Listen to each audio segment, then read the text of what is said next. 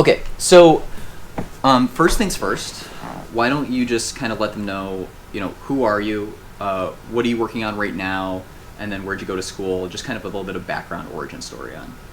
Okay. Do I start with like my name? Or? Yeah, go for it. Okay. I can edit all this stuff out, so okay. Whatever you're comfortable with. So my name is Monica Reyes. I grew up in the suburbs of Chicago. Okay.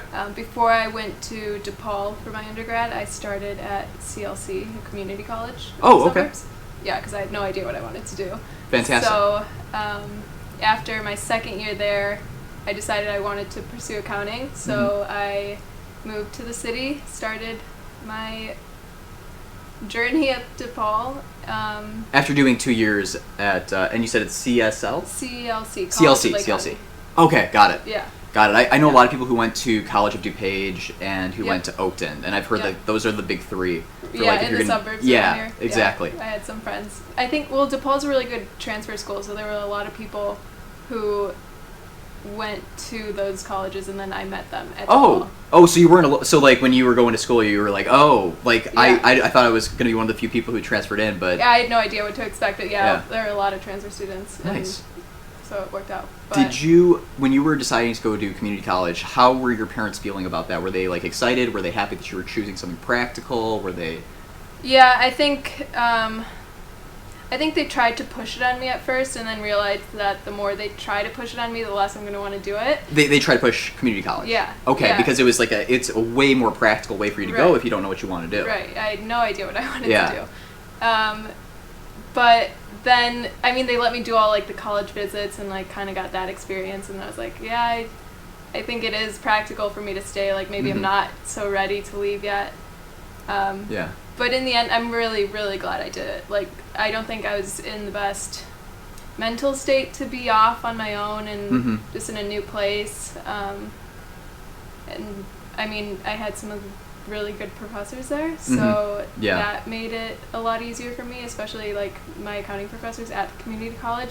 They were the best professors I've ever had, and they're like one of the main reasons that I wanted to pursue accounting. Why do you think that you had such good and I'm not saying that you had bad professors at DePaul, but why do you think you had such good professors at community college? Do you think that there's like a different mindset with professors there about like kind of knowing what kids are preparing themselves for if some of them are transferring out versus just trying to get an education to figure out what they want to do with the rest of their life?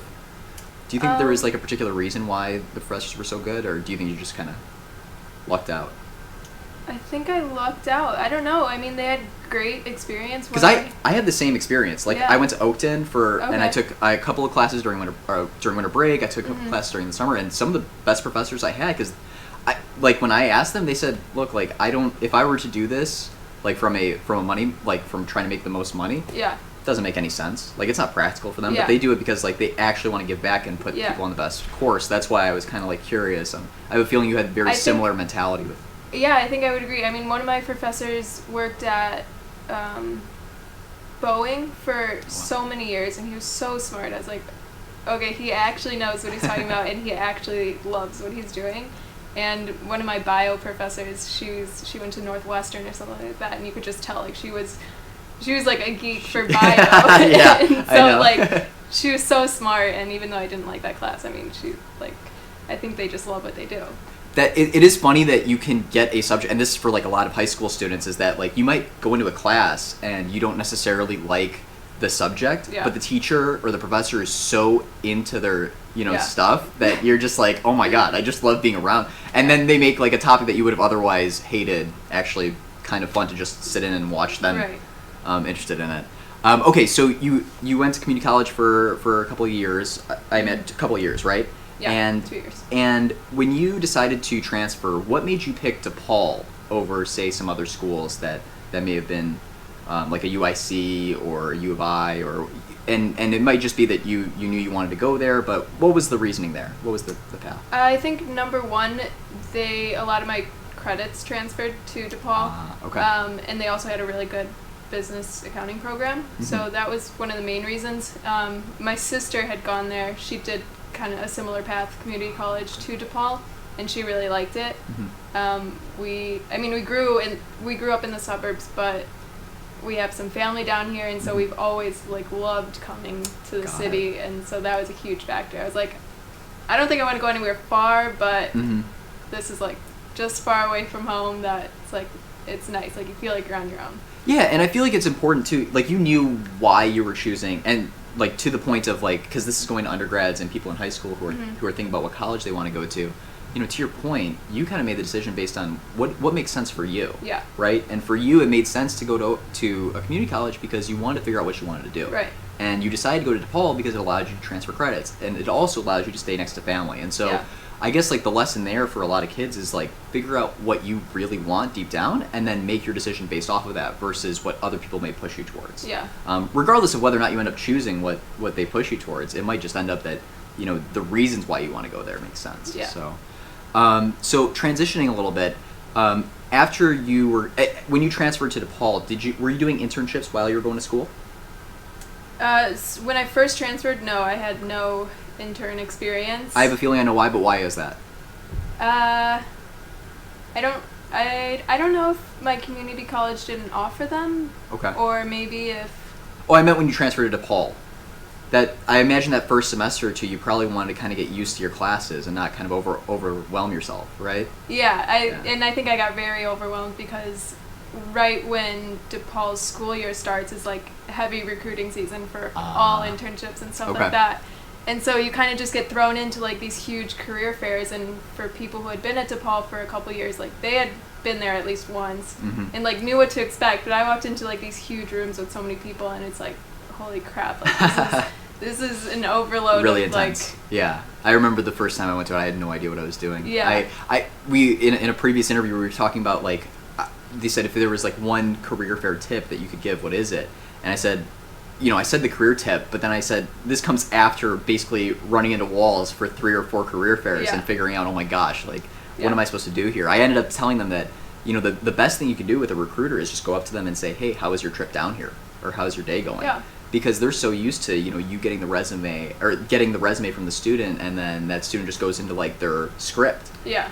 And the reality is that if you can make it organic, it makes it so much better experience for both sides. Even Right. if it doesn't result in a job or an opportunity, I just think that that's like a better route to go. And Yeah, and even before you get to that stage to like feel comfortable to start an organic conversation, and you have to go through those awkward Exactly. conversations. Yeah. But like the only way you're going to get better is putting yourself into those situations. 100% you have to dive Yeah. dive in. Yeah. When you did end up getting comfortable, did you end up doing any internships during college? I did a couple internships. I Okay. ended up doing a busy season tax internship Wow. with Okay. a smaller firm called Crow. Okay. I think they're familiar. mid-sized. Yeah. So that was cool because, I got to see what they actually do on a Mhm. day-to-day basis, and I realized I didn't want to do that. Yep. But it was still, you get to, like, experience the normal working day life. And Okay. for me, it was nice because I was in the city Mhm. going to school, so I could still, like, Not that take much of a commute. classes during, Yep. during my internship, too, so. 2 questions with that. So it was during a tax. So you were working as basically a tax intern during Mhm. busy season. So 2 questions. One, what were you doing on a day-to-day basis versus like what maybe a job description would read out? Yeah, so I was in the office every day. The team that I was part of was Private equity. private equity, Okay. yeah. And it was we were doing taxes for large corporations. Oh, cool. Okay. So basically I was at my desk every day on the computer looking at different tax returns. Mhm. And kind of, Okay. it was a lot of data entry, but As is most internships. I Right, mean, yeah. a majority of it is going to be data entry. Yeah. What was kind of what would you say was unique to the private equity group versus like basically a broader like state and local tax or international tax? I don't know if I know enough about the other groups and about what they did, but I want to say it's just like the information that's Okay. different. It's not really the documents that's different. Gotcha. Because you're filling out different types of returns, but they're all returns. So Right, tax is Yeah, tax, and it's yeah. just coming down to. So maybe it's, I guess maybe more of it comes down to kind of the research you do behind the firms because Right. it's going to be a fully different type of research. Yeah. After that, and what were the hours like? Because I know that busy season can be. I guess it kind of is maybe different for interns, or did you Yeah. have basically the same experience as the associates? What was that like? Yeah, so I know it depends on what firm you intern with, but some interns at the firm I interned with, we weren't allowed to do overtime. It was 40 hours a week. That makes sense. But the team was there very, very late. Oh yeah. And very early, and on the weekends, and I was like, yeah, I don't think that I would like doing this. Why do you think, and I'm not saying that, because I think that there are people who really do love tax and audit and are willing to go through that, and plus, I don't know, because I haven't experienced it personally, but it looks like after you get through the busy season, it does get a little bit more calmer, and it's a little bit more of a balance. But how did you know that you didn't want to kind of go through that kind of ebb and flow of busy season and off busy season versus doing kind of a different route? Was it just seeing what people were going through? Was it you knowing yourself? Yeah, I think it was partially seeing what they were going through. I don't think they hated what they were doing or hated working long hours. It's especially a lot easier when you actually like your team. And the team that I worked with was really nice, and you could tell that they enjoyed each other's company. So like, if you have to go in on a Saturday and work with these people, like, it's not that bad. Right. But on the other hand, I didn't see myself working those long kind of hours. That's just not my personality. Gotcha, and that makes sense. I mean, to your point, you just got to kind of know, and you're still figuring yourself out in college of what you actually want, and so I think that those internships are valuable because you kind of see what you don't want, which helps you lean closer to what you do want. Exactly. After interning with Crow, did you do another internship before you graduated full time? I did, and it was really, really different. It wasn't public accounting. It was in the accounting department of Lettuce Entertaining Restaurants. Oh, I'm familiar. Yeah. Yeah. Wow, they've got a ton. By the way, they've got a ton of restaurants around. So many. Did you go to like a bunch of different restaurants and just kind of ate for free, or? Basically, because before doing the internship, I was hosting at one of their restaurants. Oh, no way. Okay. Yeah, and so did you go from like hosting at different restaurants to doing like the corporate accounting side? Yeah, well, I only hosted at one restaurant, but then from there I told them, I was like, I'm studying accounting, I want to do your accounting internship. That is awesome. And so it was really easy for me to like slide in there. That is so funny, because then you were able to see kind of the day-to-day at one of the restaurants that they manage, and then basically, and then go and see the corporate side and like, oh, I actually know why that weird account has like a negative balance or something like that. Yeah. Did you ever have any of those experiences where you're able to kind of tie your previous experience with a restaurant, and then it kind of helped you see something at the corporate level and the financial documents level, or is that just way? So what was cool about it is we got to go through the experience of building our own restaurant and kind of coming up with our own like pro forma statements and stuff like that with a team of other interns. There were a lot of us. So we kind of got that perspective of it, which was like what are all the costs that are going to go into constructing your restaurant? Wow. And like, how are you going to break even? When are you going to pay all this back? Like, how long is it going to take you? So Did you find out that the margins were horrible on a lot of restaurants? We like made it so it worked. You know? There you go. Yeah. So we had to make it look good on paper. Okay, that's cool. But that was cool. Yeah. Did they end up ever making decisions or kind of showing you how that played out, or? Yeah. So on like the last day of the internship or something, they had kind of like a little convention where all the interns would like set up their presentation on their restaurant concept. That is actually pretty cool. And then we all got judged, and the winner would get some sort of prize. But you got to see like all the different restaurant concepts, and a lot of the different partners came in from the different restaurants. So it's basically science fair for accountants. Basically, yeah. That is so awesome. But it was cool because you always also worked with like marketing people and management people who wanted to be like an actual manager, or hospitality people. So you got like all those different perspectives in there. That is awesome, and you kind of see every I don't even know what the word is, but like basically like every role within like what would go into a restaurant. That is so awesome. Yeah. That is really cool. How did that? So now you're full time at RSM. Yes. What led you to kind of go back to a more traditional public accounting firm, and what do you do day to day? I think the biggest reason I wanted to go back into a larger accounting firm was just the different growth opportunities. And right now, there's just so many young people. There's so many people to meet in the firm. You're right downtown. Yep. It's just, I think I saw a better long-term career. And I guess what's different on a day-to-day basis, I mean, I guess I'm working more with a team now. Mm-hmm. Before you're kind of just like in your own little cube. But now you you really have to collaborate with your team, especially when at the associate level when you like have no idea what you're doing. Like you want those people there so you can like constantly ask them questions. Yeah. And right now is our busy season. We're like required to charge 10 billable hours, which isn't that bad. I go in like an hour earlier to work, leave an hour later. But my team is 10 billable hours over 40, or is it 10 billable hours over whatever you do during the weekday? Every day. It's okay. 10 got hours. it. Okay, got it. Yeah, okay, so so 50-hour hours week a week, essentially. yeah. Okay, Yeah. that makes sense, and that's pretty typical across the board during busy season. Yeah. I do have a question. So when you were starting out, I imagine, like, for me, I had so many things that I learned. But what were some of the things that you struggled with early on that you were like, oh, I don't know if I should go and ask my manager, or I don't know if, this is something that I should necessarily go to somebody for? Or was there stuff that you wish you had basically done more research on earlier on that would help you maybe now that you're a year or so into your career? Yeah, I think now I just have so many questions about everything that it's hard to bother my manager so much, because especially like I know they're super busy and I'm like, okay, well, who do I ask then? But I don't know that I could have done more research to like prepare for my role more. But now that I'm in it, it's kind of understanding why you're actually doing the task you're assigned. Understanding what it leads to. Right. Okay, Yeah. like the final work product.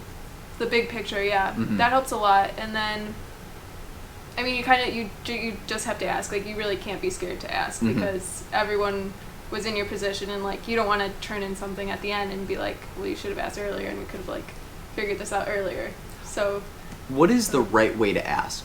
Is it through email and kind of gathering a list? I feel like because I did 2 internships with BDO, and then and now I'm full time, and I've worked for about a year. And I think one of the things that I struggled with was figuring out, do I ping them when I have questions? Yeah. Do I gather a list and then email it off when I email a work product? What was like how you solved it for yourself, and some of the things that you learned in that process to know how to ask a question? Right. So I think if you can try and like write down all your questions, compile them rather than bugging your manager every 5 minutes when you have a new question. Yep. But sometimes you can't do that because like it's like, well, if I don't know how to do this part, then I can't really do any other part in the move process. on. Yep. Yeah. So it depends, but like try to compile them. I think would be the best way to do it. And Google's your friend. Like if you can figure out any aspect, even if you can figure out like half the answer, then it'll at least show, hey, like I've tried to get to that point where I can understand it, but there's this like missing piece that's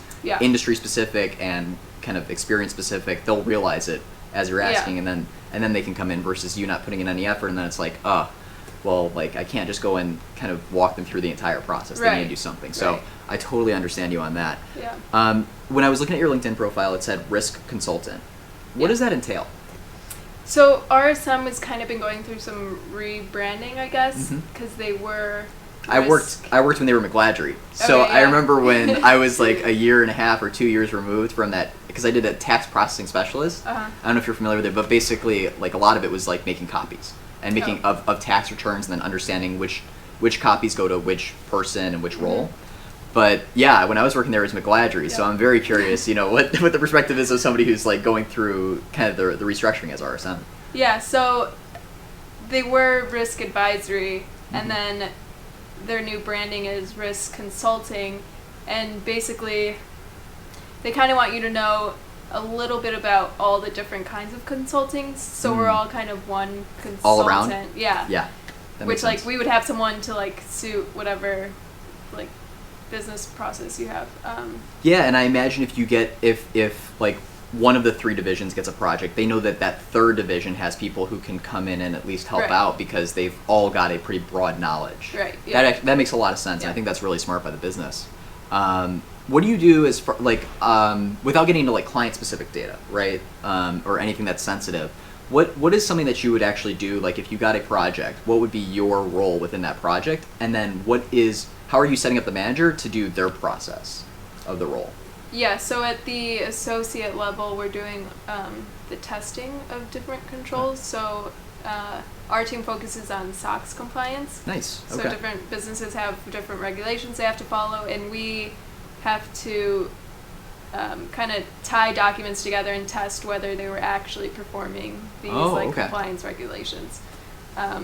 And so we're preparing, worksheets in Excel and then giving that to our manager. They review it, give it back to us. We fix it up, make it look nice, and then they give it back, and then they provide a whole report saying these are the high risk areas where you need to do a little improvement.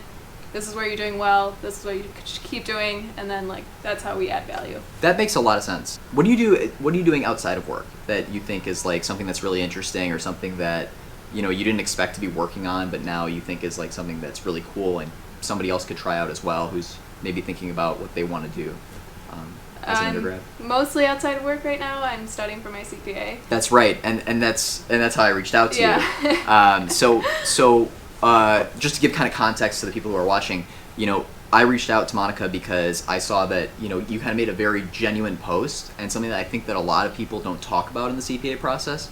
A lot of the times you see that they've said passed all 4 parts or passed this part. Yeah. And I think that the reality is that when you're going through the CPA, it's actually really tough. Yeah. And just because you're seeing all of this good stuff happen to people around you doesn't mean that there aren't a ton of people also going through it. What were some of the things that you've been doing that's kind of helped you to kind of stay focused, even though there's been kind of obstacles and a lot of adversity? I think the hardest part of it is just preparing for it mentally. You're gonna spend most of your night studying, but that's just something you have to accept. And especially within my role right now, studying for the CPA is really helping me tie a lot of concepts together and see a big picture, and then apply it to my actual work.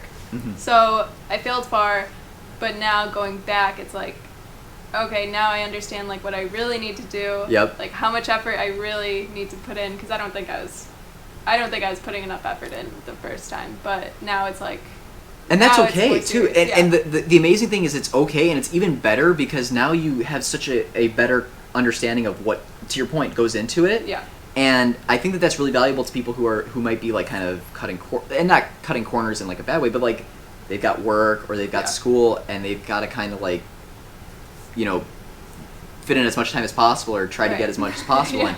And the reality is that it's tough to then kind of do well from a sense of that you're supposed to be putting this in, and then when test time comes, it's tough. Yeah.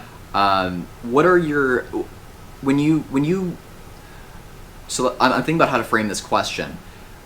Why do you think that the CPA is so important to the industry? That's something that I ask people about it, and basically they say, well, because my firm tells me to do it, or because my school told me I need to have a CPA to kind of stand out. And I'm curious, what do you think is the importance of a CPA outside of just the firm basically requiring it, or to help you kind of differentiate yourself in the market?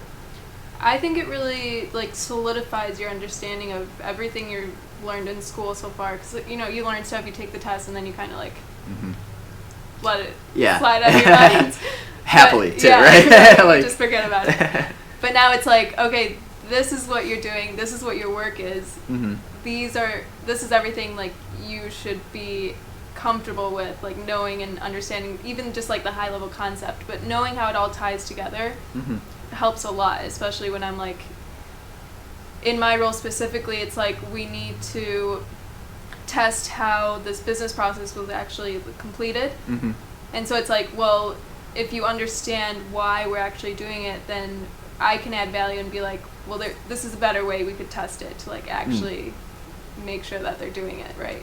Right. So, that makes a lot of sense. Yeah. So now going back, it's it helps a lot to realize this is really going to help you. You should actually be learning it, not to just memorize it and pass the exam, but to apply it to your role. Yeah, that makes a ton of sense. And to your point, I think it also does come down to what do you want to do long term. If you know that you're going to stay in public accounting, 100% CPA makes sense. Because I've also I've seen a lot of people, they'll do public accounting, and this is a very common path, is to kind of do public accounting 2 to 3 years and then move elsewhere or move into a corporate role. I'm curious, long term, how do you know exactly what you want to do? Is it just now that you're working and you're trying to learn as much as possible and you'll make that decision, maybe a year or two later? or is it something that you kind of like went in and you like, oh, I really want to do public accounting for the rest of my life because it's just something that I enjoy doing, and being in that kind of environment? I think I'm still struggling a little with that question. It's like, do I actually want? And it's a question that I don't expect you to have the answer. But if you have any insight, that could really help somebody who's like an undergrad who's and they're getting pressure from tons of different places, parents, friends, classmates. What are you gonna do? What are you gonna do? Right. Well, even now, I don't know what I want to do, but I think now I'm just kind of setting myself up so that later I can be like, okay, I have this certification, I have experience this many years in risk consulting. Now I can pretty much decide, like, I have way more opportunities and different paths that I could take. So I don't know what those paths are yet, but I'm learning throughout the process to like really understand what I like and what I'm passionate about. Yeah, and it's funny because that's the reason I went into accounting. Is the reason I chose accounting is because I said, okay, well, what's the thing that opens up as many doors as possible? 'Cause I don't think there's a single person. I shouldn't say a single person. There's probably like 1 of 1% that knows exactly what they want to do for the rest of their life, and they know the path to get there. And the reality is, I was not one of those people. Yeah. But I realized that accounting would open up a lot of doors for me if I wanted to go into investment banking, financial analyst, business analyst, accountant, right? The actual thing I'm studying. Yeah. And then to your point, you're saying, well, look, I want to develop my skills, right? I'll be able to harness those skills, within working for a little while, and I'll have the certification. Then I can go decide, after working and understanding kind of different industries that I'm going to be working with, what exactly do I want to do? And so to your point, it's just basically doing that except within the real world. And so I think that that's an incredibly just practical and real answer for a lot of kids who are probably, to my point earlier, just getting a ton of pressure from a lot of different places. Yeah, I mean, the best way to learn also is just talking to different people and like understanding their path. And even like in school, they tell you go to all these networking events, meet people. Like continue to do that outside of school, because that's how you're gonna learn about like what other people do. If you don't ask, you never know. 100%. I'm really passionate about that. Yeah. Because what I found is that undergrads will ask 1 or 2 people they really trust. Yeah. And they won't have context for what that person's going through. So for instance, I've had somebody who they told me who they asked. I know those people. And like that one person had just gone through busy season and like was totally burnt out. And the other one that they asked was like in the summer and like wasn't going through a deadline anytime soon.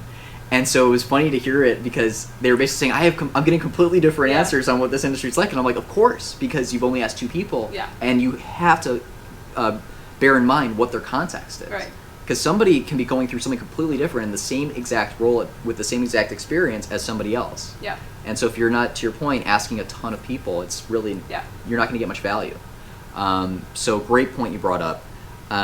Anything else you want to talk about that you think could be really helpful to like undergrads or high schoolers, things that you kind of experienced and you think might provide some insight for them? I mean, I guess something that I did that helped me a lot was just like get involved maybe with a few organizations that you actually enjoy being a part of, and not just like going to a ton of events because you want to say you went to these events, but like find groups of people who you respect and you kind of want to be like and learn from them. And that helped me a lot with like, the older students who had been at DePaul. Mm-hmm. I was just there for my first year, and they kind of helped guide me a lot. And just get into uncomfortable situations, like go to random interviews, sign up for random events. Like that's what I did in college. That helped me a lot.